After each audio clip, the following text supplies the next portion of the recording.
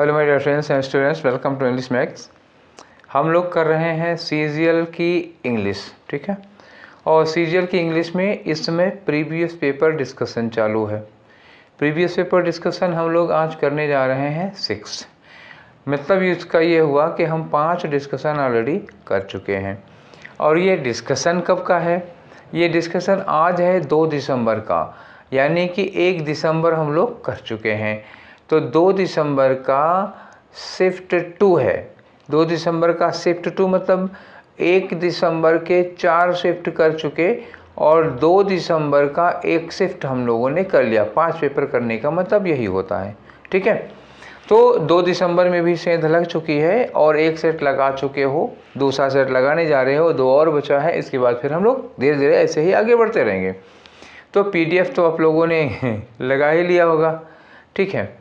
चलिए देखते हैं कि आप लोगों के कितने क्वेश्चन सही हुए हैं और कितने गलत हुए हैं। जो गलत हुए हैं उनका सही आंसर क्या होगा और गलत हुआ तो क्यों हुआ, ठीक है। तो चलो स्टार्ट करते हैं आज का अपना पहला डिस्कशन। और ये रहा क्वेश्चन फर्स्ट। क्वेश्चन फर्स्ट क्या कर रहा है? No substitution. नो सब्स्टिट्यूशन मतलब ये सेंटेंस को अंडरलाइन करके इतना पार्ट दिया हुआ है और उसकी जगह पर इनमें से कोई एक लगाना है आपको जो फिट होता है। अगर यहाँ पे कोई गलती है तो इसमें से कोई एक लगेगा।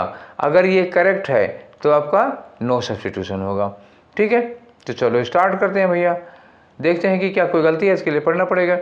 Solomon always refers. सोलोमन कोई व्यक्ति है, ऑलवेज रिफर्स हमेशा रिफर करते हैं in the dictionary for clearing doubts about words, ठीक है। तो वर्ड्स के बारे में डाउट को क्लियर करने के लिए। तो एक वर्ब है रिफर जो कि आपके यहाँ पे लगी हुई है, ये लिखा है रिफर्स, ठीक। तो रिफर के साथ जो प्रीपोजिशन लगता है वो क्या लगता है भैया? वो लगता है टू। तो ये रिफर के साथ जो फॉर लगा हुआ है ये गलत है। बात समझ में आई? तो क्या होगा? अच्छा ये वाला नहीं, ये वाला इन वाला होगा, ठीक है। वो गलत मैंने बता दिया आपको, फिर से एक बार देखिए, ठीक है। ये दूसरा प्रीपोजिशन था, हमने दूसरी जगह दिखा दिया। ये रिफर्स यहाँ पर है तो ये इन जो है ना ये गलत होगा, यहाँ टू लग जाएगा। ये तो अंडरलाइन ही नहीं किया हुआ है ना, ये तो ठीक है, ठीक है। तो जिसमें होगा to the dictionary, refers to the dictionary. तो यहाँ क्या है? रिफर्स ऑन द डिक्शनरी होगा नहीं, रिफर्स विद द डिक्शनरी होगा नहीं, तो क्या होगा? Refers to the dictionary. That means option 1 is correct, ठीक। Let's proceed to the next. और ये रहा आपका क्वेश्चन नंबर 2। क्या है क्वेश्चन नंबर 2 में? आ जाओ। ये स्पेलिंग का मैटर है और स्पेलिंग किसकी बतानी है आपको? ये जो अंडरलाइन किया हुआ है उसमें अगर स्पेलिंग की कोई मिस्टेक हो तो आप बता दो, ठीक है। अगर मिस्टेक नहीं है तो जाने दो। अच्छा एक दिन, अभी 1-2 दिन पहले की बात है, मैंने आप लोगों को सीज बताया था ना, 2-3 तरह का सीज बताया था, याद करो। वो भी स्पेलिंग का ही मामला था। एक SEIZE था, एक SIE था और GE था और एक CEASE था। तीनों याद होगा। SEIZE का मतलब मैंने बताया था जब्त करना। मैंने कहा था कि पुलिस ने होटल से हजारों की करोड़ों की हेरोइन जब्त की, तो SEIZE होगा। SEIGE का मतलब क्या होता है? घेर लेना। जब मैंने कहा था कि पुलिस ने होटल को चारों ओर से घेर लिया है। और सीज का मतलब क्या होता है? इस चीज का मतलब होता है स्टॉप, ठीक। बात समझ गए, ठीक। तो इसी सीज में पहले क्या लगा दिया? बी लगा दिया, बिसीज। अब देखना ये है कि ये किस रेफरेंस में आ रहा है और यहाँ पर क्या होना चाहिए। तो सबसे पहले you will have to find out the reference, in what reference the sentence is used. Sentence क्या है? सिराजुद्दौला, नाम सुना होगा सिराजुद्दौला का, बंगाल के नवाब हुआ करते थे। ब्लैक होल की घटना इन्हीं के समय में कलकत्ता में हुई थी, ठीक है। तो सिराजुद्दौला बेसीज्ड कोलकाता, सिराजुद्दौला ने कलकत्ता को घेर लिया। कलकत्ता क्या था? ईस्ट इंडिया कंपनी का फोर्ट था, ठीक। तो सिराजुद्दौला ने कलकत्ता को घेर लिया to take punitive actions against the East India Company. तो ये जो बेसीज्ड है ये किस सेंस में लिया है? सिराजुद्दौला ने कलकत्ता को चारों ओर से घेर लिया। अब ये बताओ घेर लेने वाला मैंने वर्ड क्या बोला था? SIEGE ये था, ठीक है। अब आपको थर्ड फॉर्म लगानी है, इसमें ई लगा दो और उसके पहले बी लगाना हो तो बी लगा दो। तो क्या मेन है, SIEGE। तो SIEGE देखो जो वर्ड है उसमें ऐसा है क्या, तो यहाँ SEIGE दिया हुआ है तो मतलब गलत है।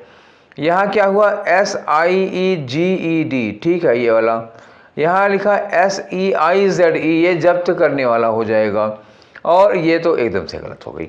तो कौन सी स्पेलिंग सही है, स्पेलिंग कौन सी वाली, 2 वाली, ठीक है। हो गया अभी एक क्वेश्चन।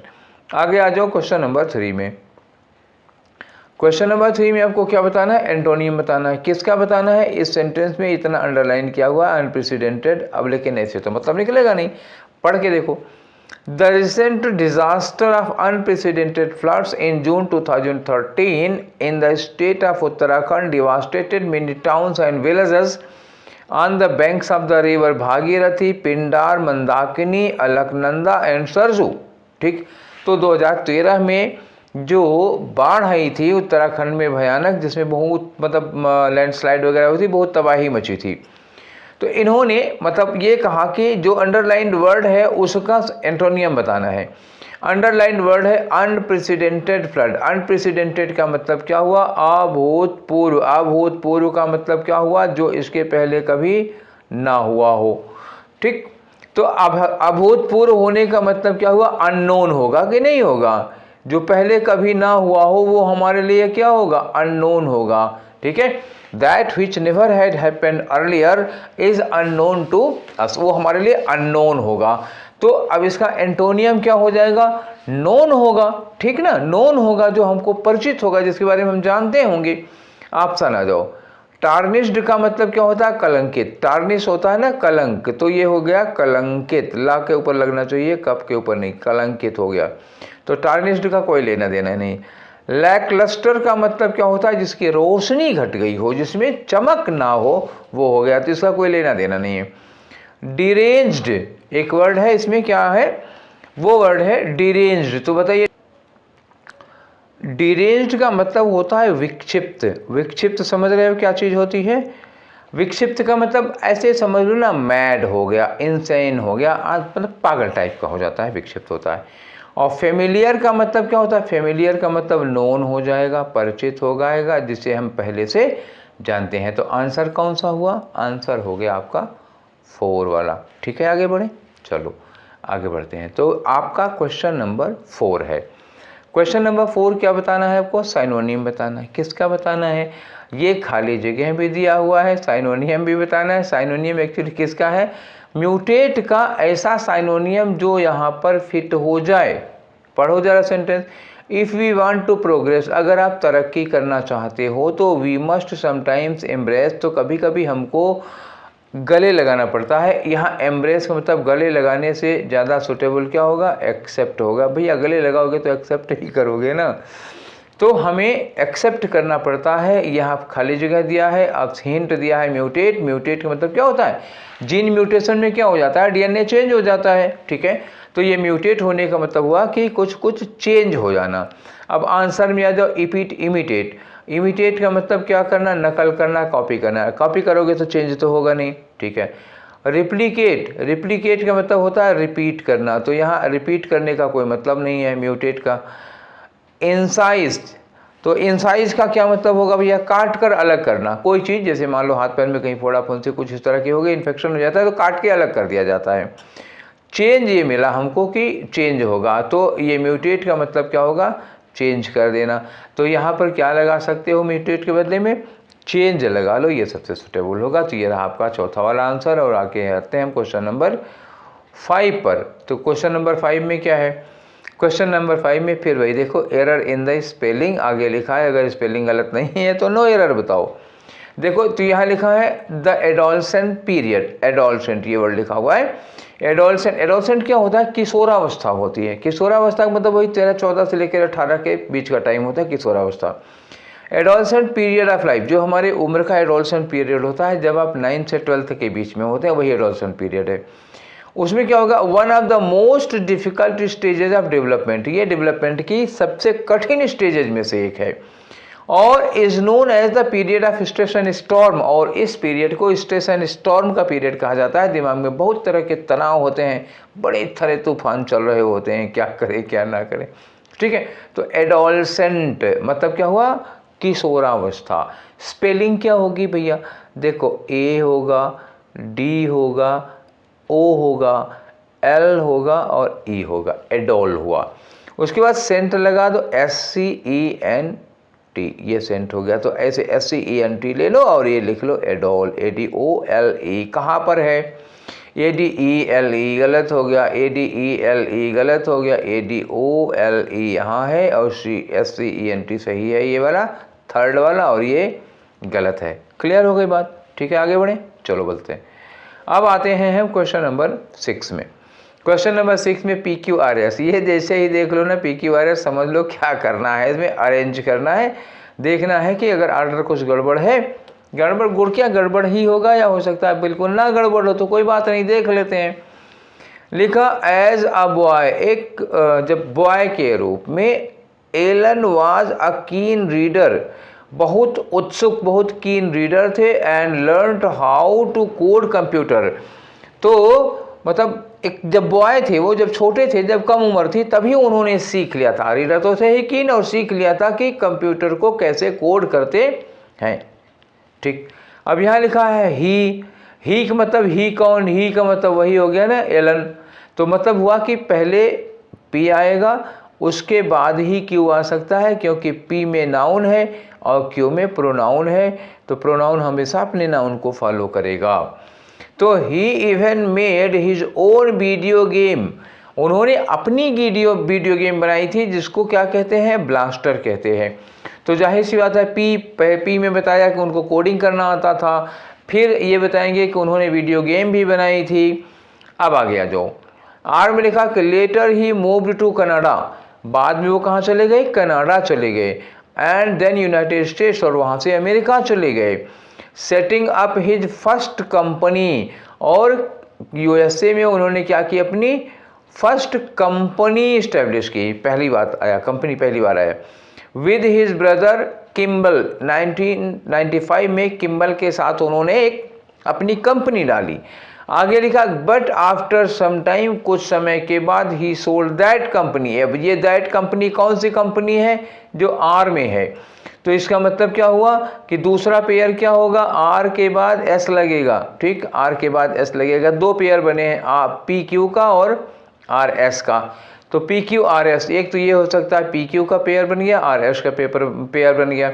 और कहीं PQRS दिख नहीं रहा है, यहाँ पर भी RSPQ है नहीं, यहाँ पर भी RPSQ दिया हुआ, यहाँ PRSQ दिया हुआ, तो कोई नहीं होगा, यही केवल हो गया PQRS, ठीक, एकदम सीधा सीधा सा लिखा हुआ है, इसी में चले चलो आप, ठीक। पी के बाद क्यू, इनके में यहाँ बचपन के बारे में हो गया, और बचपन में इन्होंने एक कंप्यूटर बनाया था, गेम बनाया था। फिर बड़े हुए तो कनाडा और अमेरिका गए, अमेरिका में इन्होंने कंपनी इस्टेब्लिश की, और कंपनी भी उन्होंने बेच दी। तो PQRS अरेंज है एकदम सीरियल में, कुछ आगे पीछे करने की ज़रूरत नहीं है, ठीक है। अब आओ क्वेश्चन नंबर 8 में। क्वेश्चन नंबर 8 में बता रहे हैं कि इसका एक्टिव वॉइस क्या होगा, यानी कि ये सेंटेंस आपका पैसिव में होगा। पैसिव में क्या है, वाज के साथ थर्ड फॉर्म लगी है।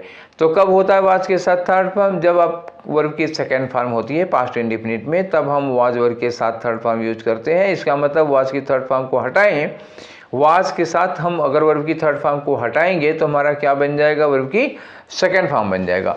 देखो किसमें वर्ब की सेकेंड फॉर्म लगी है, यहाँ लगी है पनिश्ड, वर्ब की सेकेंड फॉर्म है। यहाँ हैड लगा दिया, भैया वाज के साथ थर्ड फॉर्म होगी तो हैड के साथ थोड़े ना हो जाएगा ये, ठीक है। ये यहाँ हैड बीन भी नहीं लगेगा। यहाँ लिखा है वाज गिवन, तो वाज के साथ थर्ड फॉर्म। अब जरा सेंटेंस पढ़ के देखो, the jewel thief was punished by the जज। बाय द जज का मतलब क्या हुआ, किसने सजा दी थी, जज पहले आएगा, तो वाज गिवन, यहाँ जज एक्टिव में करना है। हाँ,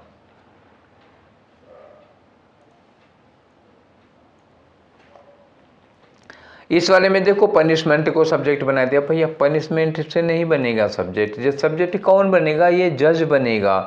तो फिलहाल ये तीनों तो हो ही नहीं सकते ना, जज वाला सब्जेक्ट केवल एक ही है, तो लगाओ यहीं पे निशाना, ठीक हो गया काम। आगे बढ़ते हैं, क्वेश्चन नंबर 8 करते हैं। क्वेश्चन नंबर 8 में क्या है, अंडरलाइन किया हुआ कुछ पोर्शन है, वो कह रहे हैं कि किस चीज़ से आप इसको सब्स्टिट्यूट कर सकते हैं। तो यहाँ जो दिया हुआ है ना, इसका मतलब बताओ आप क्या है। तो लिखा है mister Raghav racked his brain but could not think where he had left the book.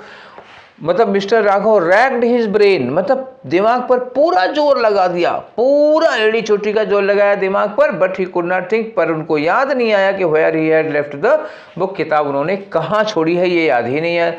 दिमाग पर पूरा जोर लगा दिया, तो पूरा जोर लगा कर सोचना क्या होगा, आंसर आओ। Knew it but could not quite remember, जानते थे पर याद नहीं कर पाए, जानते थे ही नहीं होगा यहाँ पे, खाली याद करना होगा, तो ये नहीं आएगा। दूसरा, had a series of consecutive thoughts, मतलब एक के बाद एक थॉट आते जा रहे थे, ये नहीं होता रैक हिज माइंड, बल्कि लिखा थॉट वेरी हार्ड, हाँ ये होता है थॉट वेरी हार्ड, मतलब खूब पूरा जोर लगा करके सोचना, तो थर्ड वाला हो जाएगा। Thought he had heard something before, ये नहीं होगा, ठीक है। तो कौन सा आंसर हुआ, बहुत जोर से, बहुत एकदम तन्मय होकर के सोचना किसी बात को। अब आ जाओ क्वेश्चन नंबर 9 में। क्वेश्चन नंबर 9 में क्या है भैया, क्वेश्चन नंबर 9 है एक, फिर वही करेक्ट ऑर्डर PQRS दे दिया, तो इसका मतलब अब लगाओ सेंटेंस है, सेंटेंस में इसको ठीक करना होगा। लिखा है अ सिंगल यूरेनियम, एक सिंगल यूरेनियम, क्या होता है सिंगल यूरेनियम। तो भैया जब यूरेनियम लगाओगे तो यूरेनियम पेंसिल इरेजर होगा नहीं, यूरेनियम पेंसिल पैलेट होगा, हाँ ये हो सकता है सिंगल यूरेनियम पैलेट हो गया, ठीक। अब सिंगल यूरेनियम पैलेट हो गया पैलेट, उसके बाद लिखा है स्लाइटली लार्जर देन, मतलब क्या हुआ, जरा सा, मतलब एक इतना सा बड़ा, स्लाइटली लार्जर देन क्या, slightly larger than a pencil eraser, ये लगेगा, ठीक है। तो मतलब क्यू के बाद P, ठीक। Slightly larger than a pencil eraser से थोड़ा ही बड़ा होगा। कंटेन्स द सेम एनर्जी, उसमें इतनी एनर्जी होती है, सेम के बाद क्या लगाना पड़ेगा, एज, उतनी एनर्जी जितना की होती है किसमें, 1 टन कोयले में। तो अब लगा दो आप यहाँ पे QPR, ठीक है ना। तो क्या हुआ, as a ton of coal, एक चीज बता दी उन्होंने, या 3 बैरल ऑफ ऑयल, 3 बैरल तेल के बराबर होगा, या 1 टन कोयले के बराबर होगा, या 17,000 क्यूबिक फीट नेचुरल गैस इतने के बराबर होगा।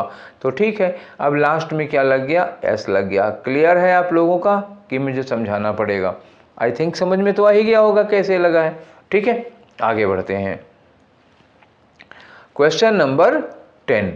तो क्वेश्चन नंबर 10 में क्या बताना है आपको, ग्रामेटिकल एरर बतानी है। ग्रामेटिकल एरर क्या है, नाइदर द डॉक्टर्स, डॉक्टर्स क्या है प्लूरल सब्जेक्ट, नार द नर्स, नर्स क्या हो गई भैया सिंगुलर सब्जेक्ट। अब लगा यहाँ पर वर, तो आपको याद होगा कि जब हम लोग 2 सब्जेक्ट को नाइदर नार से जोड़ते थे, नाइदर नार से जोड़ते थे, या आप आइदर आर से जोड़ते हो, ठीक, या आप not only but also say जोड़ते हो, इस तरह वाले जो सेंटेंस होते हैं ये। तो इसके बाद जब आपको वर्ब लगानी होगी तो किसको देख के, ये दूसरे वाले को देख के लगानी होगी। तो हमें ये वर्ब लगाना है तो किसको देख के लगाना है, नर्स को देख के लगाना होगा। तो नर्स क्या है, सिंगुलर सब्जेक्ट है, तो इसके साथ वर्ब नहीं लगेगा, सिंगुलर सब्जेक्ट के साथ क्या लगेगा, वाज लगेगा। अब एरर आपको मिल गई, ठीक, एरर मिली कि यहाँ पे क्या होना चाहिए, वाज होना चाहिए। तो नाइदर द डॉक्टर्स, आगे लिखा है नार व्हेन द पेशेंट, ये होगा नहीं, नर्स वर तीसरे नंबर पे आ गया। तो किस में गलती हो गई, थर्ड में गलती हो गई। समझ में आ गया, चलो आगे बढ़े। क्वेश्चन नंबर 11 पे आते हैं हम लोग। क्वेश्चन नंबर 11 में क्या है, फिर वही नो सब्स्टिट्यूशन, और इतना पोर्शन अंडरलाइन करके दिया हुआ है, पढ़ो जरा। फाइनली मतलब अंततः, here are a few examples, here के साथ क्या लगा, आर लगा, अच्छी बात, क्योंकि यहाँ लिखा है आ फ्यू एग्जाम्पल्स। किसके एग्जाम्पल हैं, ऑफ पैसेजेज, यहाँ पर कुछ एग्जाम्पल किसके हैं, पैसेजेज के हैं, एंड देयर प्रेसीज। तो एक पैसेज होगा, पैसेज की समरी प्रेसी होती है। तो देयर किसके लिए लगा हुआ है बच्चा, बताओ जरा, ये देयर किसके लिए लगा है, पैसेजेज के लिए, तो फिर देयर सही है। और प्रेसी ये भी सही है, पैसेजेस भी सही है। ठीक है, तो इसमें क्या होगा, नो सब्सटीट्यूशन, कोई ज़रूरत नहीं है, अंडरलाइन पार्ट में कोई मिस्टेक ही नहीं है। ठीक है, आगे आ जाओ क्वेश्चन नंबर 12 में।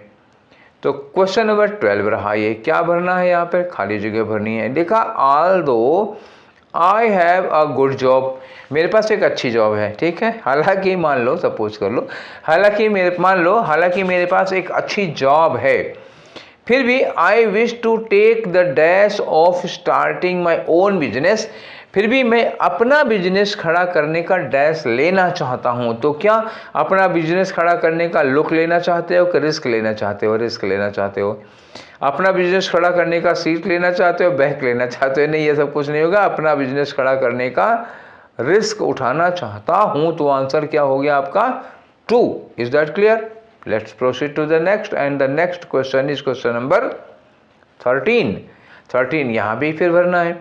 चलो पढ़ के देखते हैं क्या लिखा। The little boy demanded colourful balloons, एक छोटा सा बच्चा था, मतलब इतना भी नहीं था, मतलब मेले गया होगा पापा के साथ पैदल पैदल, ऐसे एक छोटा सा क्या था, बच्चा था। अब ये बच्चा मेले में गया होगा, तो उसने क्या किया, मेले में जाके डिमांड लिखी कलरफुल बैलून की। छोटे बच्चे करते यही हैं, आजकल तो बड़े बच्चे भी करते हैं। तो कलरफुल बैलून की, रिबन्स की, गांव के मेले में इन सब चीज़ों की डिमांड की। When the father did not पे, फादर लोग होते ही ऐसे हैं। तो जब फादर ने उसकी बच्चे की इन डिमांड्स पर ध्यान नहीं दिया, तो हिज डिमांड्स, तो the boy made a dash, तो बच्चे ने क्या बना लिया, मुंह बना लिया होगा। क्या बना लिया होगा? यही होगा ना, जब बार बार बच्चा कह रहा है ये दिला दीजिए, ये दिला दीजिए, नहीं दिलाया तो मुंह बना लिया होगा उसने। तो यहाँ क्या लगा होगा, मेड अ डैश, मतलब यहाँ मुंह बना लिया। Made a far cry, made a far cry के मतलब क्या जानते हो? अफार क्राई, अफार क्राई का मतलब होता है दूर के ढोल सुहावने होते हैं। दूर के ढोल मतलब कहीं दूर, बहुत दूर ढोलक बज रहा होगा तो बड़ा अच्छा लगता है, आहा क्या म्यूजिक है। पास में कोई बजाएगा तो उतना अच्छा नहीं लगता। तो दूर के ढोल सुहाने, अफार क्राई। यहाँ पे तो कुछ होगा नहीं, जब पापा ने उसके कोई चीज़ दिलाई नहीं, उसकी ओर ध्यान नहीं दिया, तो बच्चा क्या किया, बॉय मेड अ दूर का ढोल सुहावने, ये मतलब ही नहीं होगा। जॉन्डिस्ड आई का मतलब क्या हुआ, प्रेजुडाइज्ड हो जाना। प्रेजू गलत लिख दिया मैंने। ठीक है, चलो फिर से कहते हैं। प्रेजू, ये JU होगा, डाइज्ड हो गया। प्रेजुडाइज्ड का मतलब जब हमारे मन में किसी चीज़ को लेकर के पूर्वाग्रह होता है, ठीक है, प्री कंसेप्ट बैठा होता है, तो प्रेजुडाइज्ड आई हो गया। क्लोवेन हूफ का मतलब जानते हो क्या होता है? क्लोवेन हूफ का मतलब होता है शैतान वाले पैर, जिसे शैतान, जानते हो क्लोवेन हूफ कैसा होता है? ऐसे ऐसे होगा, एक इधर चला गया, एक इधर चला गया। खुर देखा है घोड़े वोड़े का, खुर जैसे होता है, ऐसे ही होता है ये क्लोवेन हूफ। तो ये शैतान के पास ऐसा था, डेमन जो था ना, उसके पास था। तो क्लोवेन हूफ का मतलब शैतानी पे। आगे आ जाओ, राई फेस। राई फेस का मतलब वही, अब समझ लो, खिन्न हुआ बच्चा था, डिसअपॉइंटेड और एंग्री। क्या होगा? Disappointed and angry. बच्चा जब 2-3 बार मांगा, गुब्बारा नहीं मिला, तो क्या हो जाएगा, डिसअपॉइंटेड एंड एंग्री। उसके बाद बच्चे पापा को घूर के देख रहा होगा, चलो घर तो बताते हैं। ठीक है, तो यहाँ क्या होगा, यही सही है ना। जब वो मेले में अपने पापा से कलरफुल बैलून और रिबन्स मांगे, उन्होंने उसकी ओर ध्यान नहीं दिया, तो बच्चे का मूड क्या हो गया होगा, डिसअपॉइंटेड। और गुस्से में जब पापा कुछ उसके पूछ रहे होंगे तो करो ऐसे घूर रहा होगा। ठीक है, आ जाओ क्वेश्चन नंबर 14 में। तो और ये है हमारा क्वेश्चन नंबर 14। क्वेश्चन नंबर 14 में क्या करना है, साइनोनियम बताना है। किसका साइनोनियम बताना है? ये जो आपको अंडरलाइन करके दिया हुआ है, इसका बताना है। तो चलो इसको जानने के लिए इसको पढ़ना पड़ेगा एक बार। देखिए जरा, लिखा है the present paper throws light. ये जो पेपर है जो अभी आपके सामने है, throws light on the nexus between the academic performance and mental health of children. तो उनकी जो एकेडमिक परफॉर्मेंस है, जो बच्चे हैं स्कूल में जो परफॉर्मेंस करते हैं उनकी, और उनके मेंटल हेल्थ के बीच में जो एक नेक्सस है, उसके बारे में बताता है। अब नेक्सस क्या चीज़ होती है? देखो, अगर आपराधिक मामले में आ जाती है तो ये नेक्सस क्या होती है, साठगांठ होती है। साठगांठ समझ रहे हैं ना क्या होता है? हाँ, वही अपराधियों और अधिकारियों के बीच में जो हुआ करती है, ठीक है, जिस वजह से अपराधी अपराध करके खुलेआम घुमा करते हैं। तो क्यों घुमा करते हैं?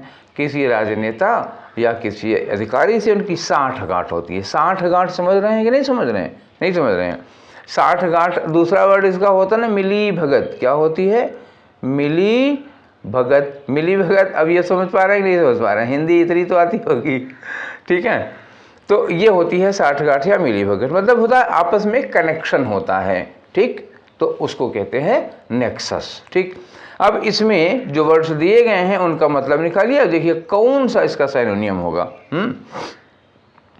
अलाइनमेंट क्या होता है? अलाइनमेंट होता है जब हम किसी चीज़ को सीध में लिखते हैं। जैसे मान लो हमने यहाँ लिख दिया राम, ठीक है, अब हमने लिख दिया कृष्ण यहाँ पे इसके नीचे, ठीक है, फिर यहाँ लिख दिया हमने मीरा। देखो कैसे लिख रहे हैं, सब एकदम आर के नीचे के है, के नीचे एम है, तो इसी को कहते हैं अलाइनमेंट, जो सीधे एकदम एक के दूसरे के नीचे लिखते हैं ऐसे, यहाँ यहाँ यहाँ अलाइनमेंट होता है, एक लाइन में है, ठीक, ये अलाइनमेंट हो गया।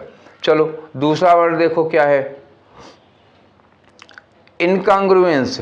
इनकांग्रुएंस का मतलब क्या होता है ना, समरूपता या एक रूपता। क्या हो गया ये?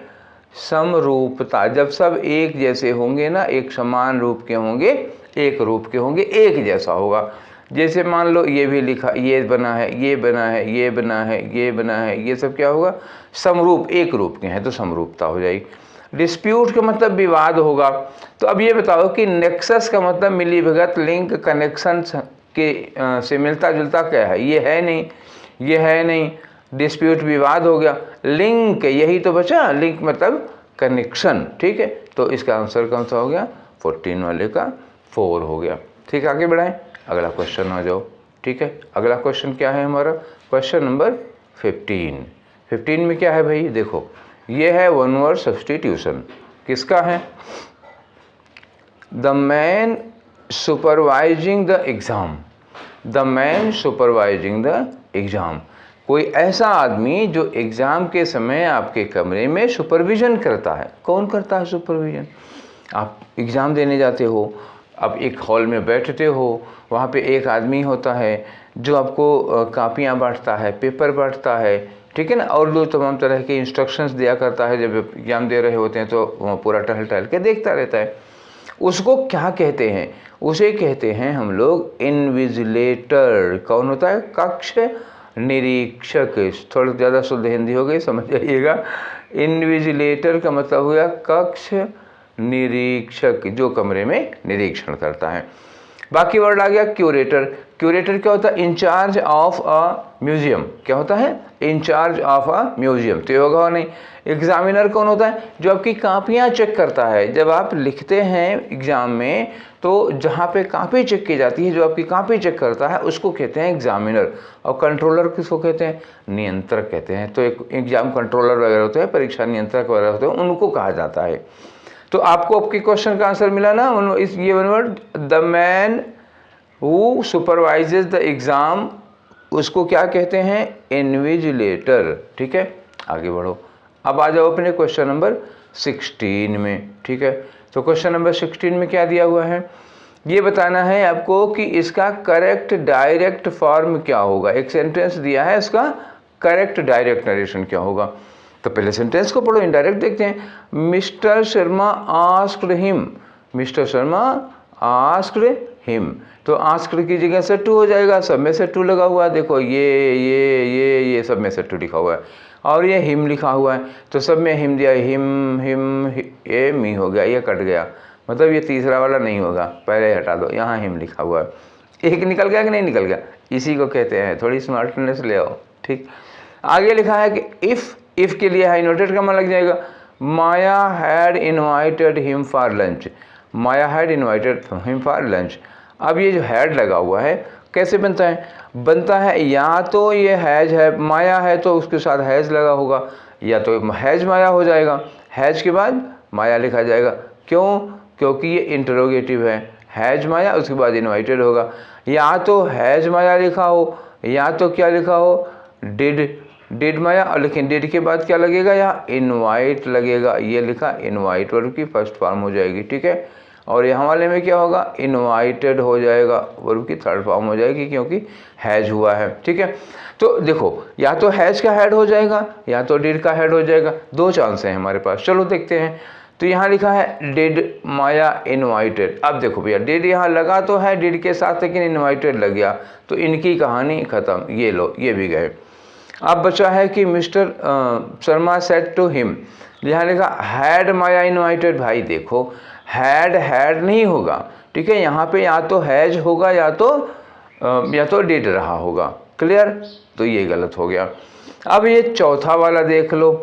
ठीक, चौथा वाले में क्या है कि यहाँ देखो mister Sharma said to him, ये आ गया। ठीक है, mister Sharma said to him, यहाँ लिखा has Maya invited you for lunch. अब यही एक बचा है जो पूरा सही है जैसा हम लोग चाहते थे। ठीक है, तो हो गया, इनका भी काम हो गया।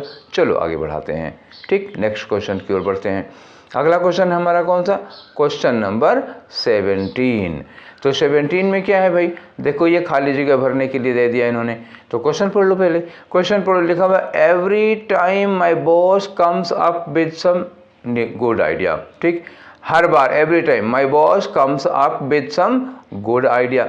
तो जब जब मेरा बॉस किसी नई आइडिया के साथ, किसी अच्छी आइडिया के साथ आता है तो क्या हुआ, ही गेट्स इनटू डैश, तो तब कोई ना कोई मुसीबत आ जाती है।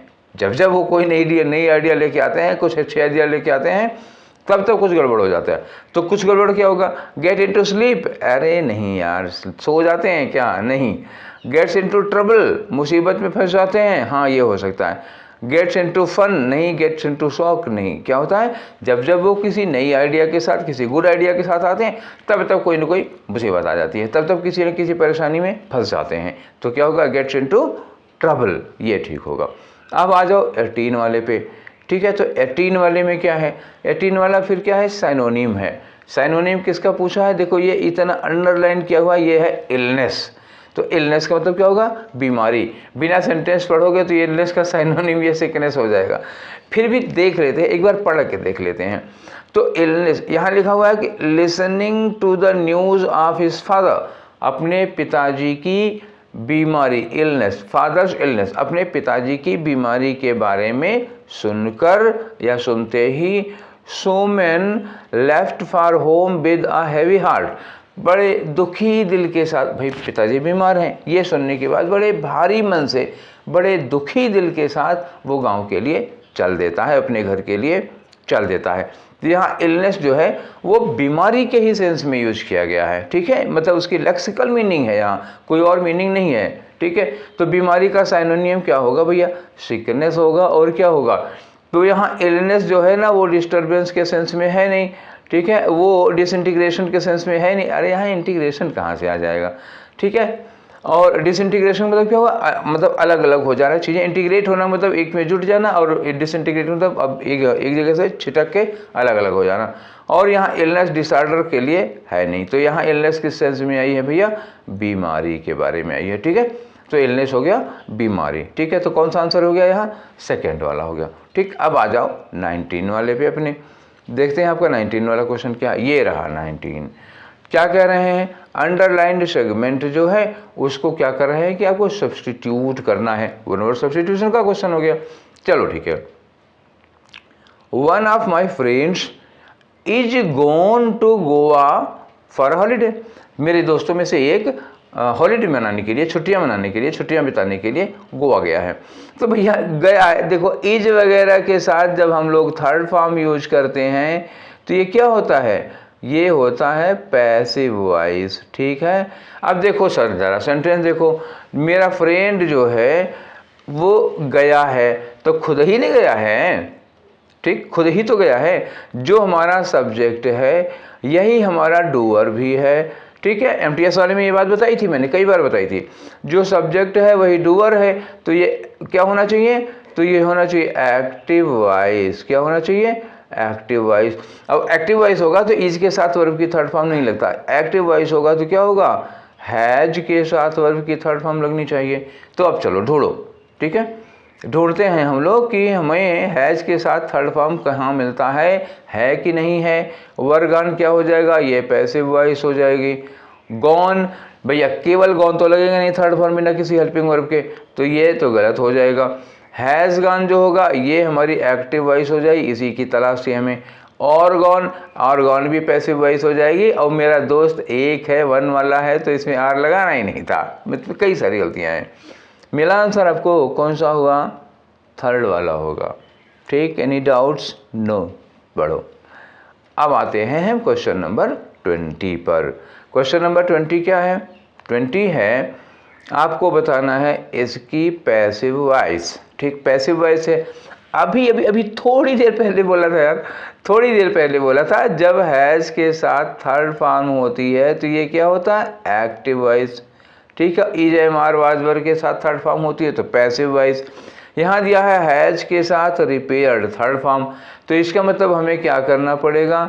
हैज का हैव हो सकता है अगर ज़्यादा है तो, ठीक है। उसके बाद क्या करना पड़ेगा आपको? इसमें करना पड़ेगा बीन, और बीन के साथ आप ढूंढो वर्ब की थर्ड फॉर्म, तो ढूंढो चलो। लिखा है Mandeep has repaired the truck. Truck आगे आ जाएगा, मनदीप पीछे चला जाएगा, हैज बीन रिपेयर्ड हो जाएगा। ठीक है ना? आ जाओ, अब ऑप्शन ढूंढो। ट्रक, सब में ट्रक शुरुआत हुई है, अच्छी बात है। इज बीन, इज के साथ बीन लगता ही नहीं है। अब ये हैज है तो हैज का इज थोड़े ना हो जाएगा, हैज है तो हैज या हैव हो जाएगा बस। अच्छा ठीक है, यहाँ लिखा truck has been, truck has been repaired by Mandeep, ये हमारा आंसर मिल गया। अब यहाँ ट्रक देखो सिंगुलर सब्जेक्ट के साथ हैव लगा दिया है, गोली मारो इनको। दूसरी बात, हैज़ का हैड बनेगा नहीं, ये डायरेक्ट इनडायरेक्ट में होता है, एक्टिव पैसिव में नहीं होता है। तो 3 गलतियाँ निकल गई, एक बचा है आंसर नंबर 2। हो गया, चलो काम। अब आते हैं हम लोग क्वेश्चन नंबर 21 से लेकर के 25 तक। इसमें होता क्या है? वही पुरानी कहानी। ठीक है, आगे बढ़ें, चलो। ठीक है, तो ये रहा हमारा, क्या है, एक पैराग्राफ है, इसमें 5 जगहें खाली हैं। इन जगहों पर कौन कौन से वर्ड लग सकते हैं यही आपको पता लगाना है। तो मतलब एक तरह से मछली मारने वाला काम है, चलो मछली मारो। लिखा है कि tattooing is a talent. Tattoo समझ रहे हो ना? टैटू यहाँ गर्दन वगैरह पे जो वो शेर, चीता, भालू और भूत प्रेत टाइप का बना लेते हैं, वही सब है। तो इन्होंने कहा कि tattooing is a talent. Tattoo बनाना क्या है? एक टैलेंट होता है। That requires a lot of time, और इसमें क्या चाहिए? एक लॉट ऑफ टाइम चाहिए। अब टैटू बनाने में थोड़ा टाइम थोड़ा लगता है, ढेर सारा टाइम लगता है। अच्छा, तो अ लॉट ऑफ टाइम लगेगा, और क्या लगेगा यहाँ पर? क्या लगेगा सोचना। ये 4 ऑप्शन दिए हैं। टैटू बनाने के लिए बहुत सारा टाइम चाहिए, और क्या चाहिए यहाँ दिया हुआ। आगे लिखा है कि there are many various kinds, इसमें बहुत प्रकार होते हैं, बहुत टाइप होते हैं। एंड डैश होगा, तो भैया इस एंड के आगे पीछे एक ही चीज़ होनी चाहिए, मतलब एक जैसी, एक ही नहीं तो एक जैसी चीज़ होनी चाहिए। पहले भी मैंने बताया था कि अगर हमें एंड के आगे पीछे कोई चीज़ लगानी होती है, मान लो एंड के पीछे कोई चीज़ दिया है, एंड के पहले खाली जगह है, या एंड के पहले कुछ दिया है, एंड के बाद आपको लगाना, तो ये दोनों चीज़ें क्या होंगी? सिमिलर। सेम नहीं तो सिमिलर होंगी। तो क्या लगेगा यहाँ पर? रुको जरा क्लियर करें, क्या लगेगा?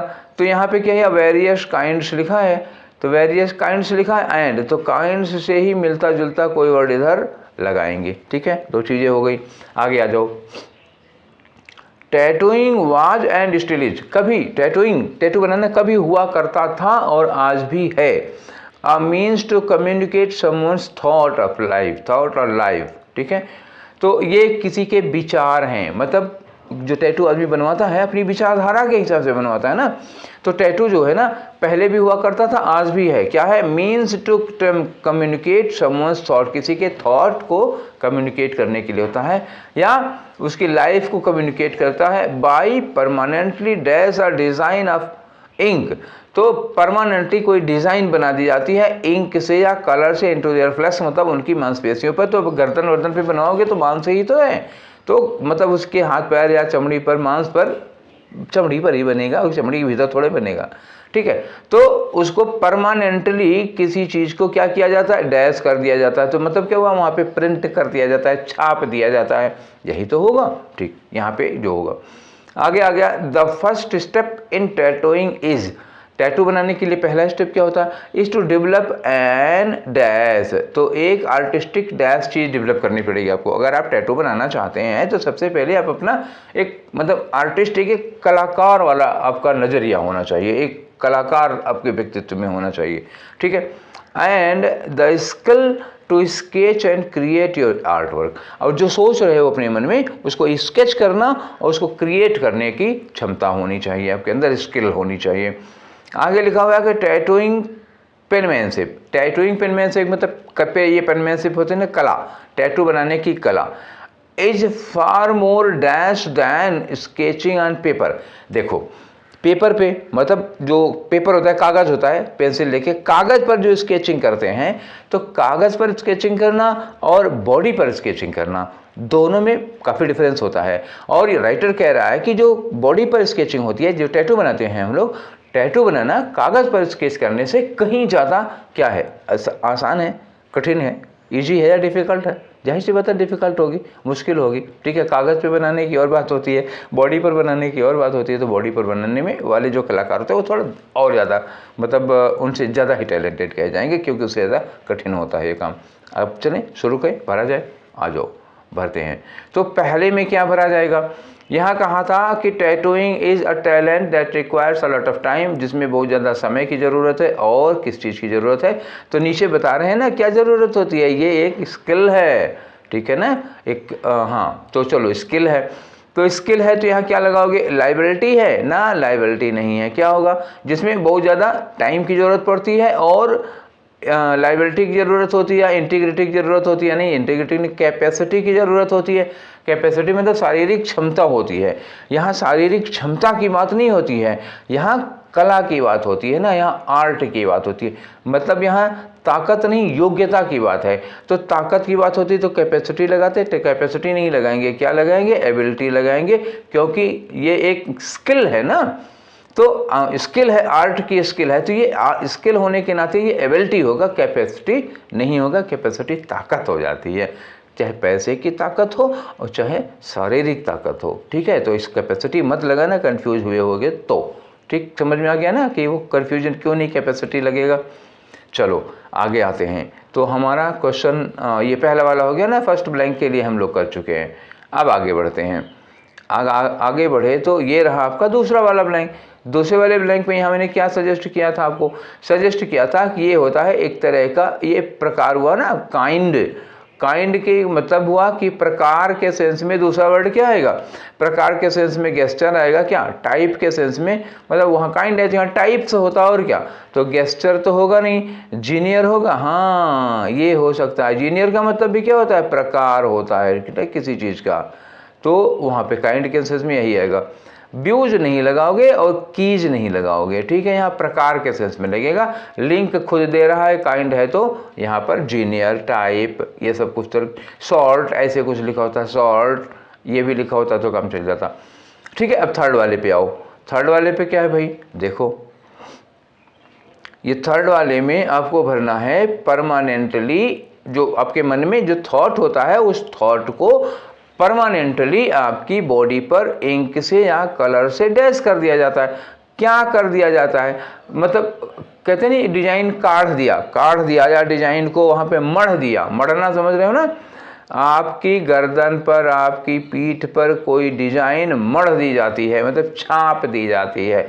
इसके लिए क्या लगाओगे, डिटैच लगाओगे ना जी ना, कंबाइन का तो होता ना, इसको और इसको क्या करिए, कंबाइन करिए, ये कंबाइन नहीं कर रहे हैं यहाँ पर, एम्बेडिंग करते हैं। हाँ ये एम्बेडिंग होता है जब आपके पीठ पर, गर्दन पर, कहीं भी जहाँ आपकी इच्छा हो, जहाँ आपका मन करे वहाँ कोई डिजाइन छाप दी जाती है शरीर पर, ठीक है, परमानेंटली काट दी जाती है, मढ़ दी जाती है, तो उसको हम लोग कहते हैं एम्बेडिंग करना।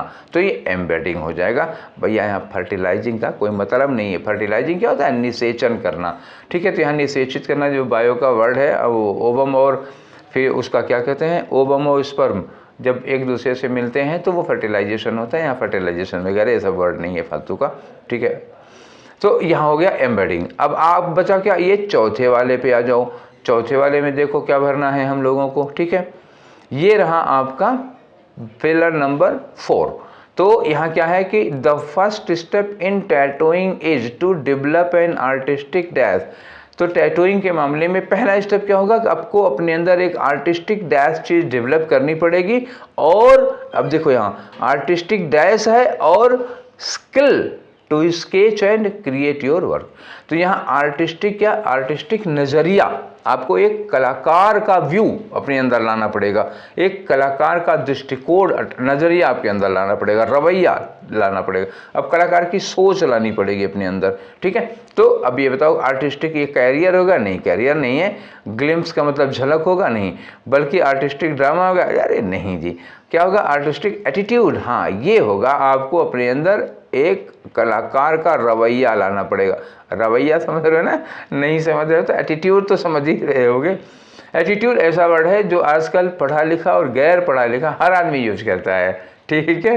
और जो आपका तौर तरीका थोड़ा सा टेढ़ा मेढ़ा या कुछ थोड़ा अकड़ू टाइप होता है तो बड़ा एटीट्यूड दिखा रहे हैं, तो वो तो बड़ा वही रवैया है। हालांकि यहाँ पे आर्टिस्टिक सेंस में आएगा तो ये अकड़ नहीं होती, एटीट्यूड मतलब अकड़ूपन नहीं होता, ये आपका नज़रिया, आपका दृष्टिकोण, आपका तौर तरीका, आपका रवैया, इन सब के लिए लगता है, ठीक है। तो आर्टिस्टिक एटीट्यूड लग गया यहाँ पर। अब आ जाओ 25 वाले में, क्वेश्चन नंबर 25, और ये रहा आज का आपका फाइनल क्वेश्चन। तो ये हो गया 25 फिफ्थ फिलर के लिए।